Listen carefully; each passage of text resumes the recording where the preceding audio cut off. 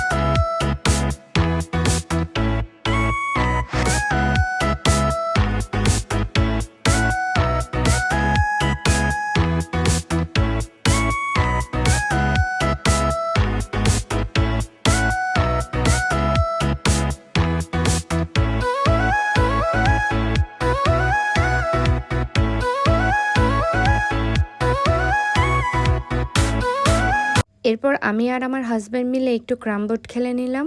আমি এই ক্রামবোর্ড খেলাতে একদম কাঁচা, আর আমার হাজব্যান্ড আমাকে শিখিয়ে দিচ্ছিল কিভাবে খেলতে হবে। আর বাচ্চারা তো যার যার খেলায় একদম মগ্ন, আর খেলবেই না কেন, এত সুন্দর খেলার জায়গা পেলে কি আর খেলা থেকে বিরত থাকা যায়। আর এই ফ্লোরে হারমোনিয়ামের মতো ডিজাইন করা জায়গাটা যে দেখতে পাচ্ছেন, ওইখানে হাঁটাহাঁটি করলেই সাথে সাথে মিউজিক প্লে হয়। আমার ছোট মেয়ে মিউজিকের তালে তালে হাঁটাহাঁটি করছিল। তার একটু পর ডিজনির সব বাচ্চারা মিলে বেবি শার্ক টু গানে ডান্স করলো। ডান্স শেষে আমি আবার একটু চারদিকটা ভালো করে ঘুরে দেখছিলাম, আর আমার বাচ্চারা আবার তাদের খেলাধুলাতে মগ্ন হয়ে গেল। আর ওইখানটিতে খুব সুন্দর সুন্দর গেমের ব্যবস্থাও ছিল, তাই আমি কিছু কয়েন কিনে নিলাম গেম খেলার জন্য। এরপর কিছু গেম খেলার চেষ্টাও করলাম, কিন্তু একটা গেমেতেও আমি কিছু পাইনি। বাচ্চারা যতটুকু আনন্দ করতে পেরেছে অতটুকুতেই আমরা সন্তুষ্ট। আর বাচ্চারা তো বারবার বায়না করছে এই জায়গাটিতে তারা আবারও খেলাধুলা করতে আসবে। বাচ্চাদের জন্য এই জায়গাটি কিন্তু একদম বেস্ট। এরপর আমি আবার একটি গেমে ট্রাই করলাম, কিন্তু এইবার আমি কিছু পেলাম না। আমার বড় মেয়েও ট্রাই করলো, আমার বড় মেয়েও কিছু পেল না। কিন্তু আমার বড় মেয়ে এর পরের গেমটিতে পেয়ে গেল 5টি ললিপপ। যাই হোক, কিছু তো পাওয়া গেল। আমার বাচ্চারা অনেক হ্যাপি ছিল। এরপর ওরা দুই বোন মিলে অনেক ধরনের গেম খেলেছিল, আর আমি আর আমার হাজব্যান্ড বসে বসে গল্প করছিলাম। এর একটু পর বাসার উদ্দেশ্যে রওনা হচ্ছিলাম।